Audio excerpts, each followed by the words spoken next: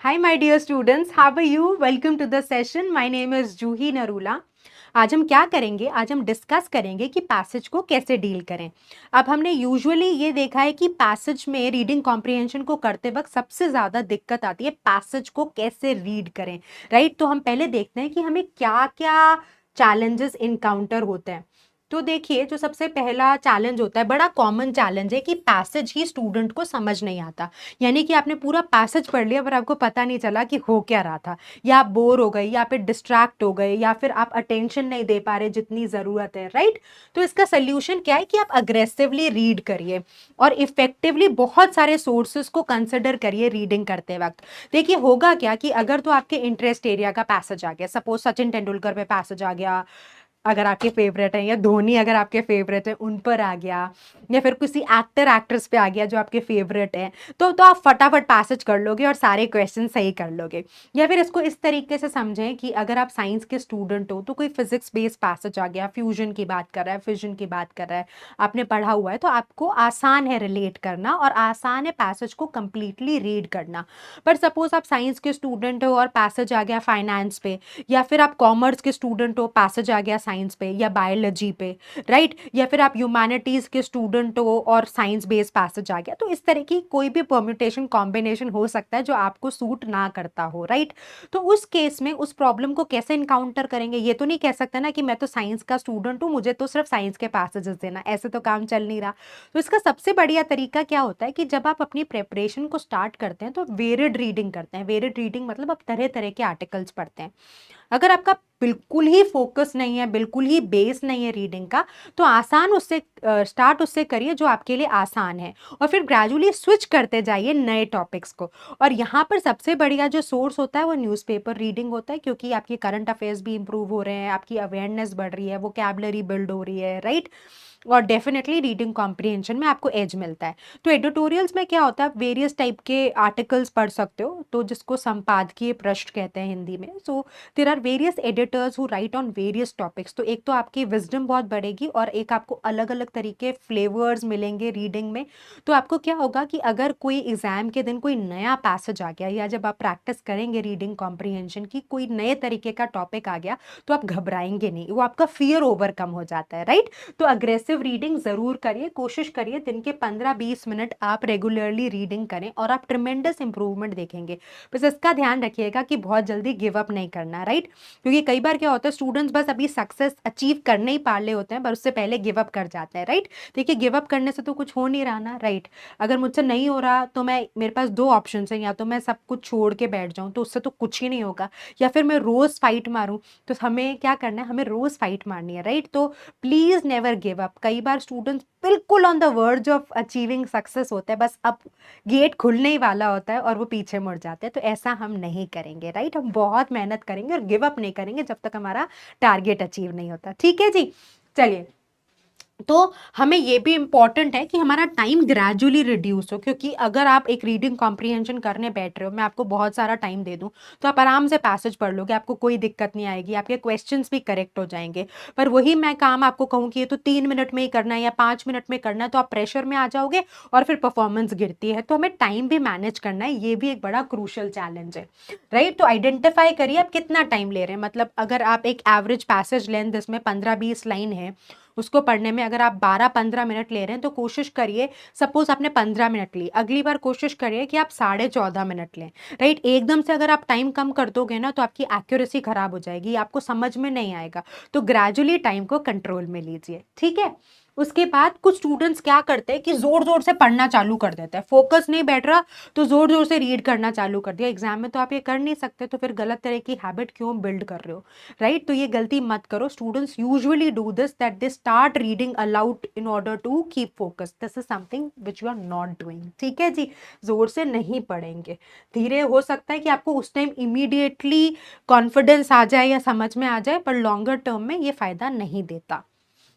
एक और बात, जब भी आप पैसेज पढ़ रहे हो तो इस लाइन से इस लाइन तक पहुंचने के लिए भले ही आप 1 मिनट लगा दो, पर ऐसे गोल गोल मत घूमो कि सेम सेंटेंस को बार बार री रीड किया।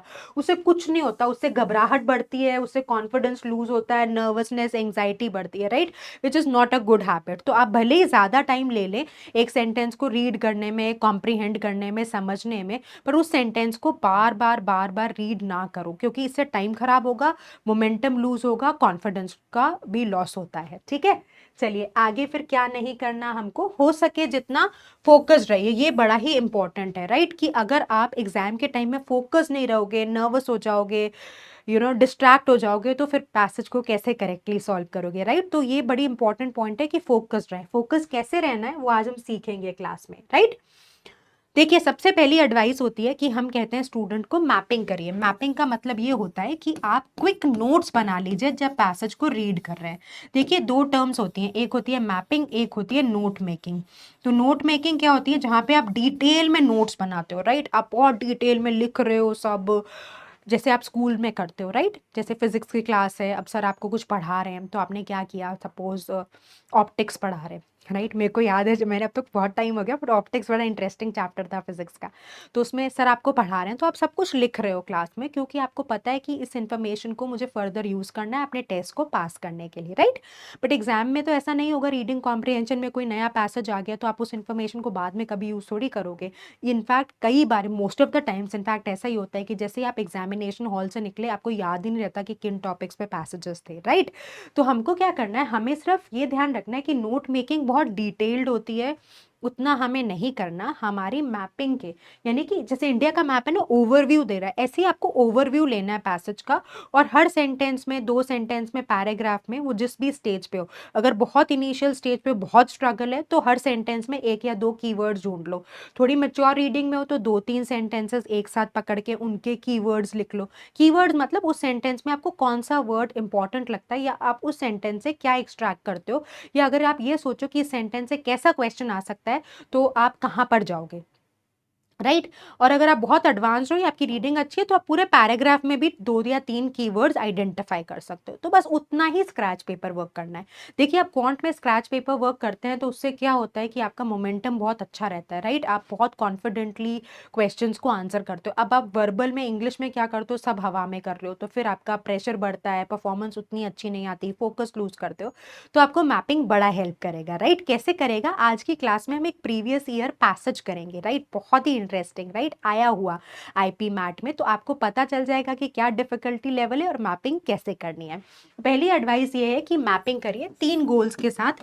पहला, मेरा फोकस ना लूज हो। दूसरा, जो भी क्वेश्चंस हैं जो पूरे पैसेज पे बेस्ड है, राइट, जनरल क्वेश्चन, जैसे पैसेज नहीं, ऑथर ने ये पैसेज क्यों लिखा, क्या बात कर रहा है, क्यों बात कर रहा है, कैसे बात कर रहा है, ये हमें पता हो। यानी कि purpose, primary purpose, main idea, tone, ऐसे क्वेश्चंस को हमें डील करना आ जाए, राइट। और स्पेसिफिक क्वेश्चंस के लिए हम वापस जाएंगे। तो अगर आपने ये प्रेशर ले लिया कि पैसेज पढ़ते वक्त तो मुझे एक एक पॉइंट याद हो जाना चाहिए, तो देखिए, आप कोई शक्तिमान तो है नहीं, ऐसा तो बहुत ही अनरियलिस्टिक सा गोल है, राइट। ऐसा थोड़ी कर सकते हो कि कोई टेक्स्ट आप लाइफ में पहली बार इनकाउंटर कर रहे हो, एग्जाम का प्रेशर है, टाइम का प्रेशर है, और उसमें आपको पूरा पैसेज याद हो जाएगा, ऐसा नहीं होता, राइट। तो आप क्या करेंगे, स्पेसिफिक क्वेश्चंस के लिए डेफिनेटली पैसेज में वापस आएंगे, पर आपको पता होना चाहिए कि कहाँ पर आना है, ठीक है जी। चलिए फिर आगे बढ़ते हैं। इंटेलिजेंट रीडिंग करिए, ओपनिंग और क्लोजिंग स्टेटमेंट्स पे ज्यादा ध्यान दीजिए। ओपनिंग स्टेटमेंट यानी कि जो इनिशियल सेंटेंसेस होते हैं, वो बताते हैं what is the discussion all about, कि क्या बात हो रही है। तो उससे आपकी एक बैकग्राउंड सेट हो जाता है कि what is the discussion all about. Closing statements में यूजुअली ऑथर कंक्लूजन तक पहुंच जाता है, तो शुरुआत की लाइन और एंड की लाइंस को धीरे रीड करिए, वहां पे बहुत ज्यादा जल्दबाजी मत करिए। उसके अलावा कुछ ट्रांजिशन वर्ड्स होते हैं, इसको मैं आपको 2 एग्जाम्पल से समझाती हूँ। एक सेंटेंस लीजिए, आई रियली लाइक यू, मेरा फेवरेट सेंटेंस है। तो जहाँ भी मुझे ट्रांजिशन समझाना होता है, मैं इस सेंटेंस को यूज कर लेती हूँ, क्योंकि बहुत आसानी से स्टूडेंट्स इस एग्जाम्पल को समझ जाते हैं। आई रियली लाइक यू बट। तो अगर आप पहला सेंटेंस दोगे और उसको मैं आपको कहूं कि पहले सेंटेंस को कंप्लीट करो, तो आप कोई भी आइडिया यहां पर इंसर्ट करोगे वो पॉजिटिव होगा। I really like you and let's be friends. I really like you and let's study together. I really like you and let's go out for a cup of coffee. Right? तो कोई भी आप idea insert कर रहे हो वो positive है.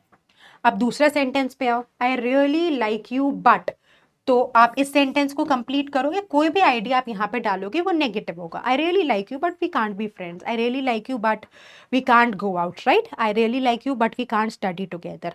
अब हुआ क्या, यहाँ तक तो दोनों सेंटेंसेस बिल्कुल सेम थे. तो डिफरेंस किसकी वजह से आया? डिफरेंस आया एंड और बट की वजह से.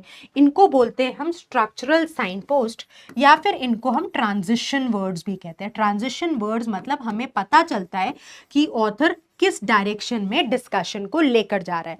तो ऐसे बहुत सारे वर्ड्स हैं, thus, therefore, hence, as a result, nevertheless. और बेस्ट पार्ट पता है क्या है कि आपको ये वर्ड्स पता हैं, बस आपको एक कॉन्शियस या फोकस्ड एफर्ट डालना है कि जब भी आप रीडिंग कॉम्प्रिहेंशन कर रहे हो, कोई पैसेज को सॉल्व कर रहे हो, तो इन वर्ड्स को आप ऑब्जर्व करोगे और देखोगे कि ऑथर ने किस कॉन्टेक्स्ट में और कैसे इन वर्ड्स को यूज किया. राइट? इससे आप देखेंगे कि आपका कंट्रोल पैसेज में बहुत इंक्रीज होगा. यानी कि वर्ड्स लाइक हेंस मतलब कंक्लूजन दे रहा है, देयरफॉर कंक्लूजन दे रहा है, ये सारे वर्ड्स कंक्लूजन को शो कर रहे हैं. हाउएवर मतलब कोई ऑपोजिट आइडिया प्रेजेंट कर रहा है. मोरओवर मतलब डिस्कशन को बिल्ड कर रहा है. राइट? तो हमने क्या किया है, आपकी क्लैरिटी के लिए यहाँ पर कैटेगरीज बना दी. जैसे इलस्ट्रेशन, एग्जाम्पल देने के लिए वर्ड्स हो गए और इसकी लिस्ट ये रही. राइट? या फिर कॉन्ट्रास्ट, ऑपोजिट आइडिया प्रेजेंट करने के लिए जो वर्ड्स हो गए. राइट? या फिर हम देखें एडिशन मतलब आइडिया को बिल्ड करने के लिए. राइट? आपने देखा होगा, टू बिल्ड आइडियाज लिख देती हूँ.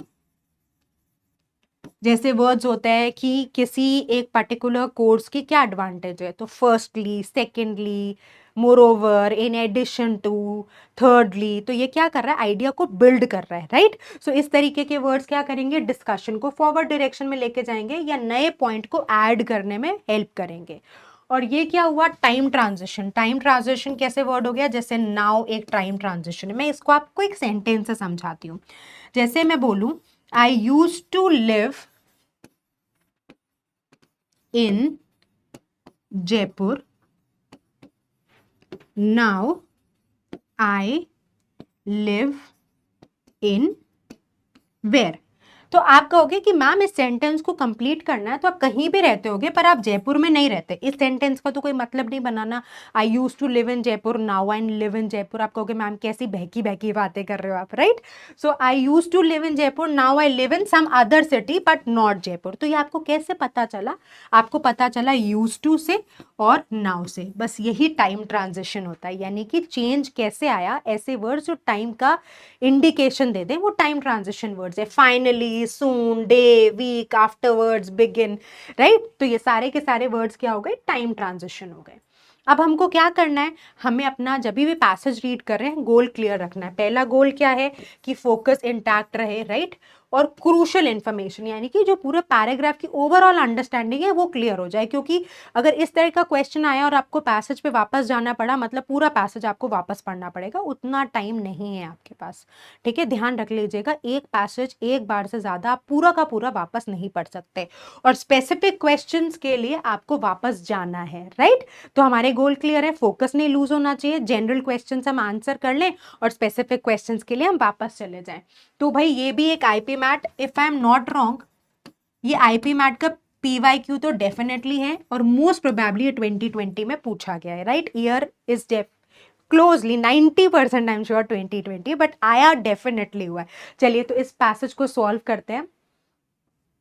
John Muir, earth, planet, universe. These words are written on the inside cover of the notebook from which the contents of this volume have been taken. तो कह रहे हैं जब भी आपको मैंने कहा था जब भी पैसेज पढ़ रहे हैं हम इनिशियल फ्यू लाइंस को केयरफुली पढ़ेंगे. तो मैपिंग का मतलब एक या दो क्रूशियल वर्ड्स उठा लिए, तो हमने क्या लिखा, हमने लिख दिया जॉन म्यूर. मुझे ऐसा समझ में आता है, डिटेल में नहीं, ये रफ वर्क है, ये सिर्फ आप अपने लिए कर रहे हो. Right? So these words are written on the inside cover of the notebook. तो एक किसी नोटबुक के इनसाइड कवर पे ये लिखा हुआ था. जॉन म्यूर तो नाम है और अर्थ और प्लैनेट लिखा हुआ है. They reflect the mood in which the late author, यानी कि ये ऑथर है तो ये रिफ्लेक्ट कर रहा है कि the mood in which the late author and explorer. तो यानी कि लेट मतलब ही हैज पास्ड अवे. कौन है ये, ऑथर भी हैं और एक्सप्लोरर भी हैं. undertook his 1,000-mile walk to Gulf of Mexico a half century ago. तो यहाँ पर डिटेल दे दी कि कौन है ये, ऑथर और एक्सप्लोरर है। जब भी पैसेज पढ़ो ना, सोचते जाओ कि क्या क्या क्वेश्चन बन सकता है। तो इस पे क्या क्वेश्चन बन सकता है कि जॉन म्यूर कौन थे, ऑथर और एक्सप्लोरर थे। उन्होंने क्या किया, उन्होंने अपनी एक 1,000-माइल वॉक की जर्नी ली, राइट। और कब ली, हाफ सेंचुरी अगो। तो सारी डिटेल्स है, मैं यहाँ पे लिख दूंगी JM और डिटेल्स, ये नेक्स्ट लाइन हो गई, right. No less does this refreshingly cosmopolitan address, cosmopolitan address ये वाला एड्रेस है, यानी कि उन्होंने अपना एड्रेस एक पर्टिकुलर प्लेस ना बता के क्या बताया, अर्थ प्लैनेट, राइट। कितना ब्यूटीफुल है ना कि अर्थ प्लैनेट में वो रहते थे, ये एड्रेस दिया। तो ये क्या, ये रिफ्रेशिंग एड्रेस है, which might have startled, startled का मतलब होता है surprised, any finder of the book, reveal the temper and comprehensiveness of mister Muir's mind. तो अब आपसे पूछा जा सकता है कि एड्रेस क्या डिफाइन करता है। तो आपने लिखा पहली लाइन JM, दूसरी लाइन लिखी डिटेल्स, और तीसरा लिख दिया एड्रेस और रिवील्स। बस अगर कोई स्पेसिफिक क्वेश्चन आया कि एड्रेस क्या रिवील करता है, तो एक पर्टिकुलर सेंटेंस में जाके इंफॉर्मेशन को एक्सट्रैक्ट कर लेंगे, राइट। अभी प्रेशर नहीं बनाते, राइट। हमें पता है कि उसने बोला कि ये बड़ा इंटरेस्टिंग कॉस्मोपॉलिटन एड्रेस है, रिफ्रेशिंग है, पर और क्या डिटेल्स रिफ्लेक्ट करता है वो ये स्टेटमेंट पे हम रिविजिट कर लेंगे। अभी तो हमारे पास पूरे पैसेज को पढ़ने का प्रेशर है ना, जब स्पेसिफिक क्वेश्चन पे आएंगे तो पूरे प्रेशर, इतना प्रेशर नहीं होगा पूरे पैसेज को समझने का, राइट। चलिए आगे पढ़ते हैं। Even at the early age of 29, his eager interest in every aspect of the natural world.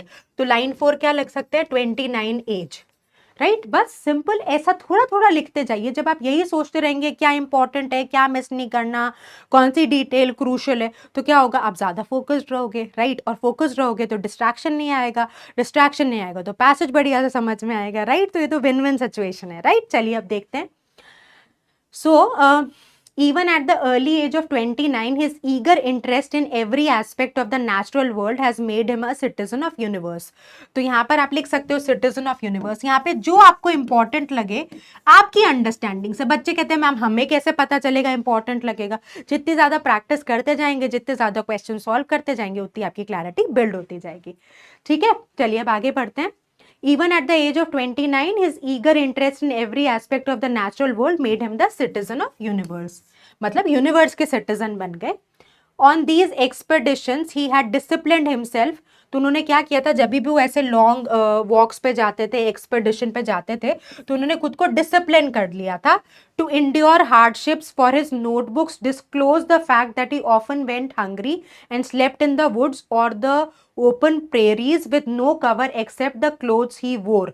तो यानी कि एक्सपेडिशंस पे उनका एक्सपीरियंस कैसा था, तो आपने लिख दिया एक्सपेडिशन और एक्सपीरियंस, राइट। एक्सपेडिशन और एक्सपीरियंस, और ये कैसे पता चल रहा है, उनकी नोटबुक से पता चल रहा है, राइट। अब आगे पढ़ते।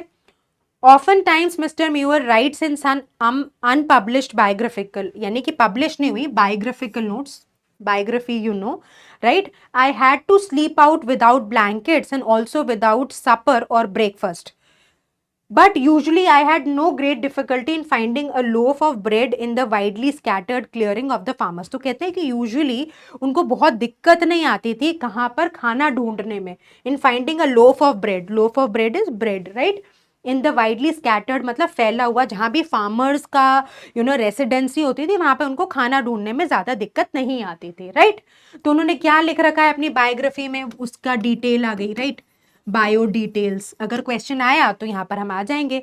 With one of these big backwood loves I was able to wander many a long wild mile free as the winds in the glorious forest and bogs, gathering plants, feeding on God's abounding inexhaustible spiritual beauty. तो पूरी घूमते फिरते रहते थे क्योंकि खाना उनको farmers की जहाँ भी स्कैटरिंग होती थी वहां मिल जाता था, ठीक है। तो उन्होंने अपनी बायो में क्या लिखा है, ये पूरा पैराग्राफ है। कोई स्पेसिफिक क्वेश्चन आएगा आप इसको रिविजिट कर सकते हो। अब आगे बढ़ते हैं।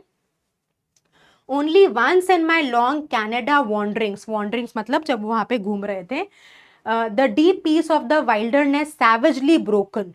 It happened in the maple woods about midnight. तो ये कोई इवेंट बता रहे हैं कि कनाडा का जब वो वॉन्डर कर रहे थे, एक्सपेडिशन था, वहां पे क्या हुआ।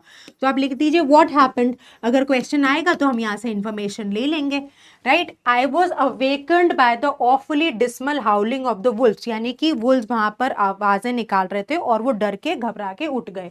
And got up in a haste to replenish the fire, तो फायर को जलाने के लिए, क्योंकि जंगली जानवर थे तो वो एकदम से उठे। Had it not been for the accidental injury to his right eye in the month of March 1867, he probably would have started somewhat earlier than he did. तो क्या हुआ कि उनको एक accidental injury हो गई थी इस particular time पे, right? In a letter written to Indian police friends on the days after, तो accident हो गया क्योंकि वहां पर wolves आ गए, तो उन्होंने एक letter लिखा। He refers mournfully मतलब sadly, the interruption of a long cherish plan, तो इनका एक लॉन्ग प्लान था पर उनका एक्सीडेंट हो गया, वुल्व्स आ गए, तो उन्होंने मोर्नफुली मतलब सैड टोन पे अपने फ्रेंड्स को लेटर लिखा। सो इंसिडेंट व्हाट हैपेंड, और फिर आप नेक्स्ट लिख दो लेटर में क्या लिखा, या सिर्फ लेटर लिख दो, क्वेश्चन आया क्या लेटर में लिखा था, हम आंसर ढूंढ लाएंगे। ठीक है, तो क्या लिखा, I have daily consulted maps in locating a route through the southern states, the West Indies, South America and Europe, a botanical journey studied for years, but alas I am half blind, यानी उनकी रोशनी चली गई एक आंख की। My right eye trained to minute analysis is lost and I have a scarce heart to open the other, तो मतलब उन्होंने अपनी एक आंख खो दी। ये उन्होंने अपने एक फ्रेंड को लिखा in a sad tone, of course, तो बात है सैड होने की। The injury to his eye proved to be less serious than he had first supposed. In June he was writing to a friend, फिर जून में उन्होंने फिर एक लेटर लिखा जून में, राइट, तो आप जून लिख दीजिए। I have been reading and botanizing for some weeks and find that for such work I am not very much disabled. मतलब उनको लगा कि मैं कुछ काम कर सकता हूँ, उसके लिए मैं बहुत ज़्यादा डिसेबल नहीं हुआ। In an account written after the excursion, he says, I was eager to see Illinois prairies on my way home, so we went to Decatur near the center of the state. Thence I botanized 1 week on the prairies about 7 miles southwest of Pecatonica, एक जगह का नाम है। To me all plants are more precious than before. My poor eye is not better nor worse. A cloud is over it, but in gazing over the widest landscapes, I am not always devoid of its presence. यानी कि उन्होंने पूरा experience लिख दिया कि जितना उन्होंने grave सोचा था उनकी इंजरी है उतनी नहीं थी। अब देखिए कितना ब्यूटीफुल पैसेज था। फ्लो ऑफ आइडियाज आपको क्लियर है। अब जैसे जैसे क्वेश्चन आएगा हम सॉल्व करते जाएंगे। ठीक है जी, चलिए देखिए तो क्या क्वेश्चन आया पहला कि John Muir earth planet universe, Muir wrote this in his notebook, तो ये उनका नाम है, ये बोला गया था पैसेज में कि कॉस्मोपॉलिटन एड्रेस है। हम मार्क करके आए हैं इन्फॉर्मेशन। अगर आपको डाउट आता है आप उस पर्टिकुलर स्लाइड पर चले जाओ, get the answer, be sure, और फिर आंसर को मार्क करो, राइट। चलिए अब हम ऑप्शन देखते हैं। He did not have a permanent address, he wanted to be a traveler all his life, his love for botany went beyond borders, right। तो ये कितनी ब्यूटीफुल चॉइस है, ये परफेक्टली फिट करेगी। he wanted to live open all his life नहीं कह सकते, so for this particular question choice C will be correct। I hope this is sorted। चलिए नेक्स्ट क्वेश्चन देखते हैं। which of these did John Muir had no great difficulty in doing, तो उसने एक paragraph में लिखा था कि उसको खाना तो मिल जाता था जहाँ पे स्कैटरिंग फार्मर्स होते थे, राइट। तो देखते हैं, अगर आपको अभी भी डाउट आता है या you are not very sure या आपका रिटेंशन नहीं है, कोई घबराने की बात नहीं है, आपको पता है इन्फॉर्मेशन कहाँ है, वापस जाइए, रीड करिए और फिर क्वेश्चन को आंसर करिए। You should be confident that you are picking up the right answer. जब दुविधा में या अंडर कॉन्फिडेंट होकर आंसर पिक करते हैं तो फिर यूजुअली गलत हो जाता है, राइट। तो कोई ऐसा शक्तिमान बनने की जरूरत नहीं है, कोई घबराने की जरूरत नहीं है कि मुझे रिटेन नहीं हो रहा, कोई प्रेशर नहीं लेना, बस आपको पता होना चाहिए कहाँ पर जाना है, राइट। तो ये क्वेश्चन देखते हैं। Finding food among the farmers, ये तो लिखा है कि उसको लोफ ऑफ ब्रेड मिलने में जब फार्मर्स की स्कैटरिंग गैदरिंग होती थी कोई दिक्कत नहीं आती थी। Eating regularly no, sleeping without blankets, chasing the wolves that howl through the nights, तो आसान मुश्किल किस में नहीं हुई, नो ग्रेट डिफिकल्टी, जहाँ पे फार्मर्स थे वहाँ खाना ढूंढने में नहीं हुई, तो करेक्ट आंसर है। अब आप ये देखिए आईपी मैट का एक्चुअल क्वेश्चन है, कितना डूएबल है ना, अगर आप मेहनत करोगे तो एब्सोल्युटली डूएबल है, इजंट इट। चलिए नेक्स्ट देखते हैं।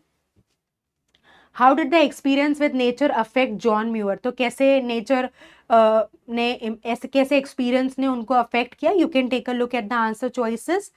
तो देखो क्या है, he felt spiritually fulfilled, he became a better botanist, he felt successful after collecting rare plants, he enjoyed the breeze in the glorious forest, right? तो of course he felt spiritually fulfilled, ये तो बहुत ही clear हो जाएगा ना। Better botanist कहीं नहीं बोला हुआ, राइट? ही फेल्ट सक्सेसफुल कहीं नहीं बोला, राइट? और ये भी हम कमेंट नहीं कर सकते, तो overall he felt more spiritually fulfilled. Next question देखते हैं, according to the passage in what way was Muir affected by his injury, तो इंजरी की वजह से उनको क्या इम्पैक्ट आया था? So he injured eye healed well very slowly. He could not open his left eye. His eyesight was affected, but he was able to carry on, right? तो उसने बाद में लेटर लिखा है कि इतना ग्रेव नहीं था and he could still do it. मतलब जितना intimidating उनको लगी थी सिचुएशन है कि उनकी आई खराब हो गई, उतने डिसेबल वो नहीं हुए थे, right? So C will be the right answer for this particular question. चलिए अब आगे देखते हैं। When Muir said that he botanized, he meant that. तो बॉटनी का मतलब क्या होता है? ये तो बहुत सिंपल क्वेश्चन है, ये तो आप मेरे बच्चे बहुत आसानी से कर सकते हैं। बॉटनाइज मतलब बॉटनी है, तो ये फिर आप जरूर होमवर्क में लीजिए, राइट? बहुत डुएबल क्वेश्चन है, फ्लेवर डिफरेंट है, इंफॉर्मेशन मेंशन्ड है, थोड़ी सी आपकी नॉलेज और वोकैबुलरी को चेक कर लिया, पर क्वेश्चन टोटल कंट्रोल में है, राइट? बॉटनी तो as a branch of science आप में से बहुतों ने सुना होगा, तो ये क्वेश्चन तो मैं आपको होमवर्क में जरूर दे सकती हूँ, है ना? चलिए अब और देखते हैं, और कोई क्वेश्चन रह गया क्या? अरे एक और रह गया, which of these sentences is not true, तो देखिए कौन सा सेंटेंस ट्रू नहीं है। So let's C.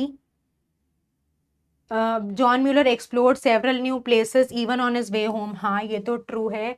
There was a cloud over the landscape he travelled, no ये तो बड़ी अजीब सी चॉइस है, इसको रख लेते हैं। He was committed to being a botanist, yes he was. He recorded his adventures, हाँ ये भी लिखा है, तो इसको हम क्या मार्क कर लेंगे? बी मार्क कर लेंगे, क्योंकि क्लाउड था हर जगह जहाँ पे वो ट्रैवल कर रहे थे, ऐसी तो कोई इन्फॉर्मेशन प्रोवाइडेड ही नहीं है, राइट? तो चलिए बस this brings us to the end of the discussion. आपको क्या ध्यान में रखना है? कुछ इंपॉर्टेंट पॉइंटर्स। पहला मैपिंग करेंगे, राइट? दूसरा ट्रांजिशन वर्ड्स को देखेंगे, राइट? तीसरा ओपनिंग क्लोजिंग स्टेटमेंट्स को देखेंगे, ठीक है? So this is very very important. अगर थोड़ा आपको दिक्कत आए शुरू में, हो सकता है मैपिंग करना, क्योंकि एक नया सा कॉन्सेप्ट है, हम पहली बार कर रहे हैं, थोड़ा सा चैलेंजिंग लग सकता है, पर जितना प्रैक्टिस करेंगे उतने आप बेहतर होते जाएंगे, right? I hope really enjoyed the session, keep working hard, take good care of yourself, all the best.